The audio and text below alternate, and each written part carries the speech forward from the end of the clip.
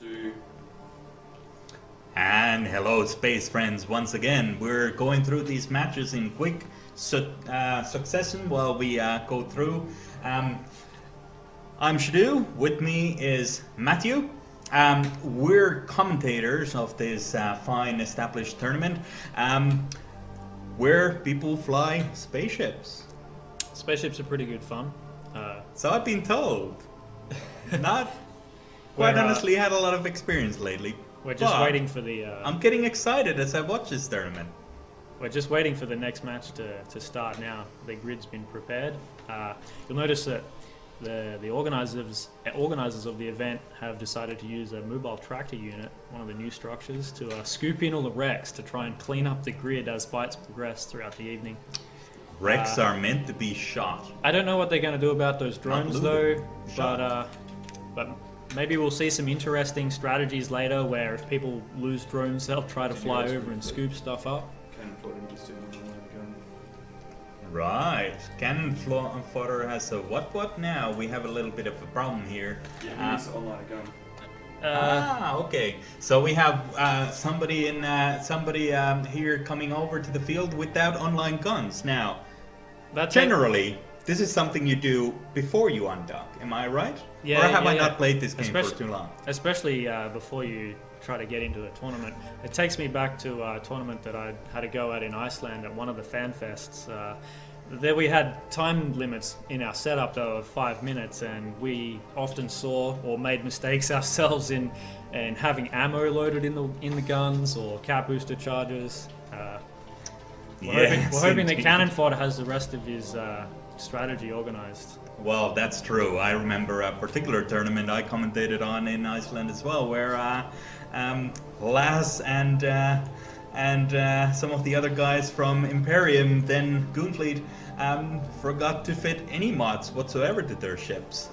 That was quite interesting. That doesn't sound like it was something they forgot. If they didn't have any modules, it's probably they something ran out intended. of time. That's right. Yeah, it's probably something they intended. I think Laz had a particularly cunning strategy that he wanted everyone to fit to, and of course didn't communicate with the rest of the team, and they arrived on field half fitted, some with guns, some with no guns, some with tank mods, most with no tank mods whatsoever, and promptly left the tournament. So it's been a little while since you've played a lot, hasn't it, Shadu? Well, it's been about 3 years, but as I understand, not a lot has changed. Well, you just look on the screen here, you can see our first competitor, Xrend, or Xrend, however you want to say that one, has showed up on grid in a Vexor, and the Vexor has a new skin attached it's blue. to it. It's got the blue Quaif manufacturer's skin on it. What do you think of the new skins? Do they look pretty good? I think the Quaif skin looks pretty good. You have a blue version of that for a Nyx, don't you? I think there's a yellow one for a Nyx. Maybe a blue I don't one. like a yellow Nyx. That doesn't sound like something I should wear. A blue Nyx I could get behind, but yeah. I think it's a credit to the CCP art department. They've done quite a good job with skinnings and the new physically based rendering system. The game's looking fantastic. It always has, and I know it's won awards in the past for best graphics, but this really brings it right up to par with a lot of the other games out there on the market at the moment. Well, it's certainly good to see an old game get a boost every now and then. As we say that, our second competitor has joined us on the field. Cannonfodder is entering the field in a Caracol. Xrend obviously is in a Vexor. Now there is quite a distance between these two guys. What do you see here? I can see that Cannonfodder has come in his Caracal at about 50 kilometers from the center of the arena here. The Vexor is going to have a hard time trying to close that gap. Luckily the drones are pretty quick, so he shouldn't have any problems sort of projecting his damage, so to speak, and getting it to apply to Cannonfodder's Caracal. We'll likely see some sort of long-range missile setup, obviously, on the Caracal, where he tries to hold range and kite and remain outside of web and scram range so that the newts, the Vexor never catches up to apply newts. It could just end up being a bit of a DPS race at that point, though. Not sure what they're waiting for here. We should be pretty well ready to start. They're both on grid. To start, so Maybe this is like some sort of odd mental Well, what I capacity see, stare down. well, what I see happening here, and you quite often see this actually in tournaments, is Xrend has turned on his auto block so that nobody convos him or convo spans him during the crucial fight, but that also blocked the invite to start the duel. And without the duel in high sec, it is not going to go well for whoever starts shooting, right? So with that, hopefully we'll get these minor technical details here in high sec sorted out, and we'll have a match underway in a minute. And now Cannonfodder has accepted the duel challenge from Xrend, and the match is underway. Cannonfodder is indeed starting to kite. He is turning away from Xrend's Vexor. He has to be careful now to not run out of bounds like Mr. Rive on a downhill slope. That happens scarily often, and it's not easy to maintain your distance from the center, and very quickly you can go out of bounds. And of course there is a 75-kilometer boundary here. Is that right? That's right. There's the 75-kilometer boundary for the arena. As you can see, Cannonfodder is starting to approach 60 kilometers from the center. I hope he's understanding that. He's obviously made it this far, probably using a caracal to get himself here this way. He has not so far started any of the propulsion mods. He's going at a lowly 330. We're seeing some fire now from Cannonfodder, while Xrend Vexor is closing in at a blazing 601 meters per second, which is not a great speed whatsoever. And Cannonfodder is starting to kite here. Yes, just as you mentioned, the speeds, Cannonfodder in the caracal has obviously started to light a micro warp drive there, and he's approaching 2 kilometers a second to maintain range from the Vexor. Xrend's Vexor is out of shields already, and we've seen him dip down to about half armor. Looks like the repairs are going to hold him for now. Like we were saying, it could just end up being a bit of a DPS race if he has trouble getting the drones to stay on Cannonfodder's caracal. Yeah, what we're seeing here is that, in fact, the Caracal is playing this super extra safe. He's shooting at the drones from the Vexor of Xrend. Once Xrend runs out of drones, he has no damage whatsoever unless he gets right on top of this Caracal. But this Caracal is sitting pretty. He's way out maneuvering the Vexor, so as long as he doesn't move out of boundary, I think he's going to sit pretty comfortable here. Pretty safe for now. Yeah, the Vexor has now in fact actually pulled in its drones, while Cannonfodder is probably changing missiles and damage type. What we saw there is Xrend went into armor very quickly, so he's obviously not shield tank. He is active armor tank though. He was pulling his damage in. What we should see here is Cannonfodder probably changing into a damage type, and that he gets a bonus for, and starts to get some of that damage in. Xrend now in half armor. Just having a close look at Cannonfodder's character there, which is what I thought we'd likely see in this competition with the characters, is that he's using rapid light missile launchers. That's why he didn't start to shoot straight away. He had to wait for Xrend to close distance a little bit to be in range. And obviously why we saw such a long pause there, where he was likely reloading the launchers just because of their long reload cycle of about 35 seconds. Right, that's a little bit of a wait time, all right. Whenever Cannonfodder does get his launchers reloaded, we see a massive burst of damage. Xrend is going to take chunks here in his armor. We see missiles on the way. He may be a little bit far away still, unless we're seeing the Caracal once again shoot these remaining Ogre 2s off the field, as I saw a couple of missiles heading that way. Xrend has no chance whatsoever right now of catching this Caracal, which is unfortunate for him. As his armor tank, he's likely isn't set up to go quickly at all. I think the Vexor is a little slower than the Caracal. Unfortunately for him, he seems to have banked entirely being able to get a scram and a web on his target, obviously using the Ogre drones that we can see here. They're much too slow and never ever going to catch up to the Caracal while it's burning away. The Caracal will have, I think we can see there the missiles are hitting the Ogre in the tail as it returns to the Vexor. And it's That's right. And it was taking damage, you can see on the screen there. Well, in fact, it just got destroyed.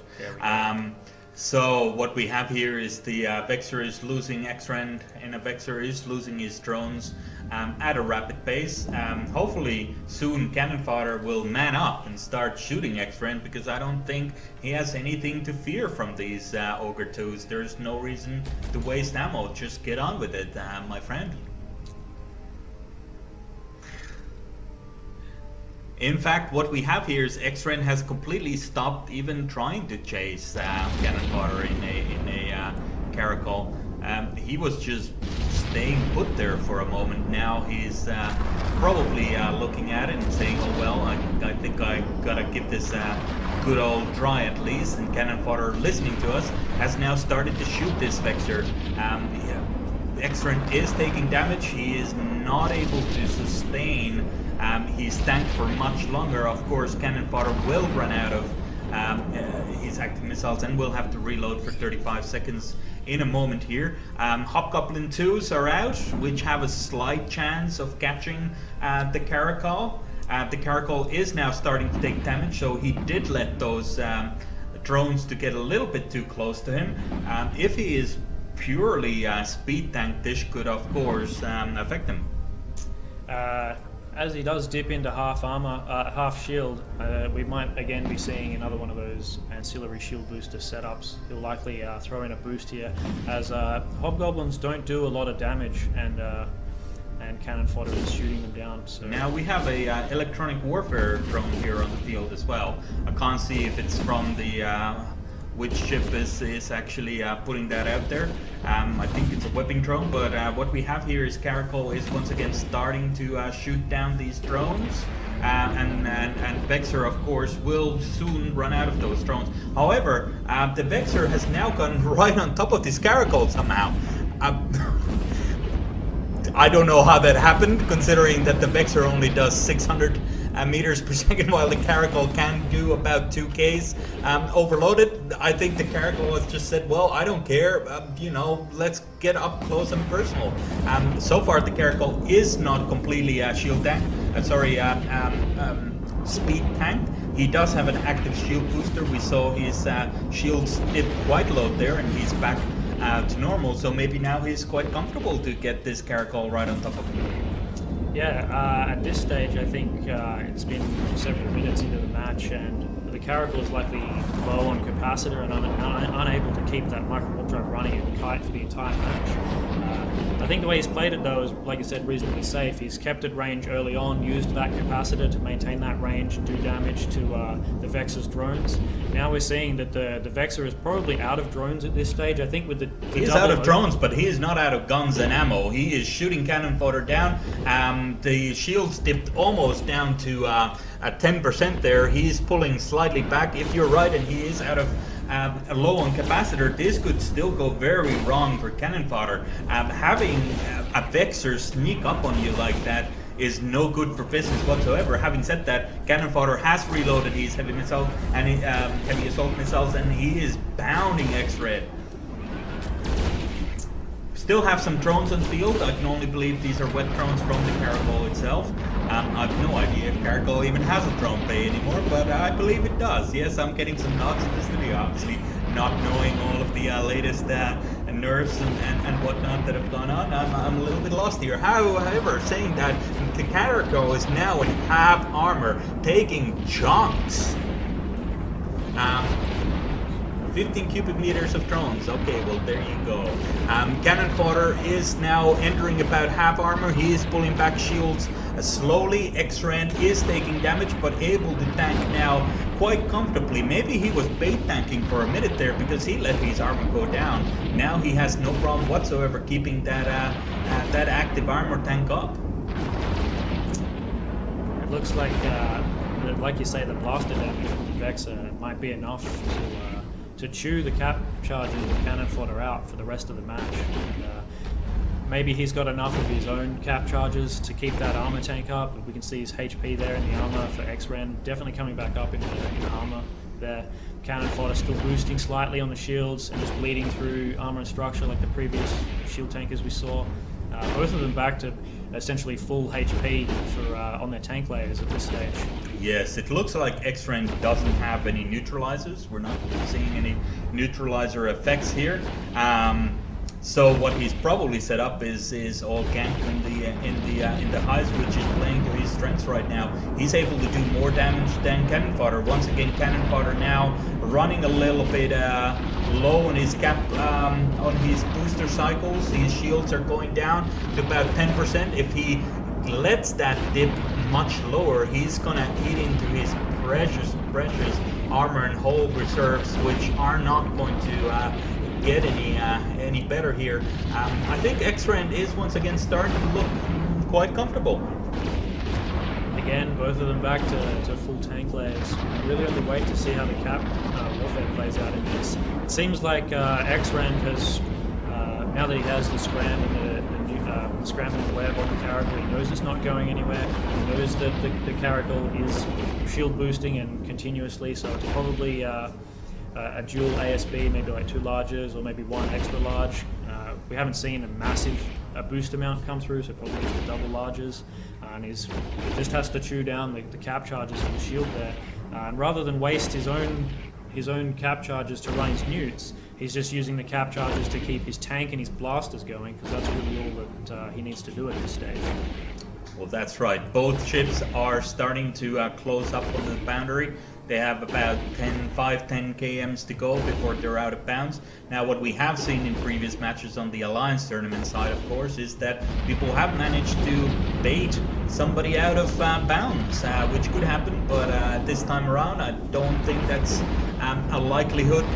Going at blistering speeds of 130 meters per second, that's certainly not a danger territory. Cannonfodder has loaded some damage types, and he's now getting Xrend almost down to Xrend is starting to take a vast amount of damage here. What happened? These rapid light missiles do quite a lot of damage in bursts. As we see, every now and then he's got a reload, a 35-second reload time that kills your sustained DPS, but during the times when he can shoot, it's really going to come pumping through. I think Xrend would be likely overheating his armor rep during these stages, or if he's a dual armor rep, maybe he can get a reload cycle on an ancillary armor rep and get some more paste back in, so that during these stages he can run that overheat to keep the tank up. You can see he's quite easily and comfortably coming back to half armor now, and back to full armor. Yeah, the looks way, like the way it Xrend jumped from mid to full armor there almost in one go makes it seem like there's 2 reppers there. Well, it looks like Cannonfodder also went into his reload cycle, so he got Xrend into the bare minimum armor rep there, but not quite enough of burst damage. He has to wait until that next reload cycle in about 30 seconds from now until he gets a chance to go at it again, and there we go. Cannonfodder is having another go. Both ships probably overheating as much as they possibly can. They have to be very careful in managing that and having the match run into almost overtime here. Both of these ships probably will have a lot of burned out mods and a danger of burning out a damage dealing or a repping mod would be disastrous at this point in time. Yeah, it definitely could be. It's interesting you mentioned earlier the idea of fighting to the arena boundary. I think in previous matches before today, during the Oceanic Assault tournament, we've seen some people try this, to walk in right on the max range of the boundary and sit there and try to bait their opponent out to orbit them and be disqualified when they orbit out past the boundary lines. Well, it's a good thing at least Randolph isn't playing in this tourney, because if he would be here, you wouldn't even have to bait him out. He'd just run out of those bounds like nobody's business. It's like Candyland, and he thinks he needs to go there. If there's a border, he crosses it every single time. Having said that, Cannonfodder did have a go at Xrend shields here again. Didn't manage to do that well this time around. Cannonfodder taking some damage again, but it does look like Xrend is quite comfortable at just waiting his time and trying to get those gap boosters worn out. Both ships now shooting at each other, which is always positive to see. Xrend taking damage, still holding quite comfortably. I think He's managed his gap a little bit better at this go. Having said that, he just turns one of these Reppers off, and he's going deep into armor once again. Let's see if Cannonfodder can have a proper go this time. Time his missiles, his overheating right, and put Xrend into hold. Xrend hanging on about half armor. Now Cannonfodder getting some damage in again. Still holding steady at about half shields or so. How much time do we have on the match still, guys? Match times are unlimited. Ah, match time is unlimited. How exciting. You can go to an ad break. Chimera just said if this goes on for much longer, we'll go on an ad break. At the end of the previous match and during the warm-up phase of this one, where we were waiting for the opponents to come onto field, I mentioned the fact that there are the remaining drones from the previous match, and Xrend has obviously not figured that out, that he might be able to get back across the field and pick up extra drones here at this point. I mean, it's likely that the Caracal would shoot them, but whatever can help you at this stage, right? If the match progresses on, I'm not sure how they draw a winner, but perhaps it's whoever's lowest on the HP. Of course, if Xrend now goes and picks up those drones, he will be out of the scram web range, and the Caracal can start kiting again. Having said that, he wasn't particularly good at that last time around, so I think you're correct. We should see Xrend here make a dash for it. He's not doing too well with the current strategy. Both players in chat are asking each other, how much ammo do you have left? It's come to this that you have to kind of worry about the whether or not you brought enough ammo, and you might see you know, a couple of thousand ISK make a difference here if you were cheap on your ammo. Yeah, it's something that's hard when it comes to these small cargo holds like that, is how many cap charges do I take versus how much ammo do I take, because if you put as many cap charges as you can in your cargo, often you can leave a lot of room for stocking up huge amounts of ammo. So this could be one of those matches where a certain trade-off might have paid the difference. So. Absolutely, I think Xrend is listening to us. He's now pulling range from this Caracal. Probably we will see him heading straight towards those drones that were left from a previous match. We've seen this in Alliance tournaments actually quite often, where drones left on the field by dying comrades has made a difference. Camp chargers as well from any wrecks of your fellow mates. Obviously in an Alliance tournament it's a team match where, you know, the first guy to fall probably has a full cargo of camp charges and ammo. And you can see the Caracal has taken off in quite a hurry there. His speed's picking up to 1 kilometer a second now. But Xrend is now in trouble. He's out of armor. He's dipping into half hull. He has mistimed his rep cycles. He's now in 10%, 5%, and gone. And all of a sudden, match that was delaying on has just finished. Cannonfodder in a Caracal perhaps takes a little bit of a surprise victory here, seeing that he has no hull whatsoever left on his ship either. This game went down to the wire, and the Caracal pulled it off. That was a nice little Caracal there. And with that, we're gonna pass you on to a few minutes of break. Get yourself another soda, drink, alcohol, or chips, whatever. I will certainly dig into it. There's something really cool when you realize that you're catching snippets of different conversations happening on all the different tables, that everyone's talking about internet spaceships. Internet spaceships, EVE Online, awesome. It's like, yes, my people, my people, I'm here.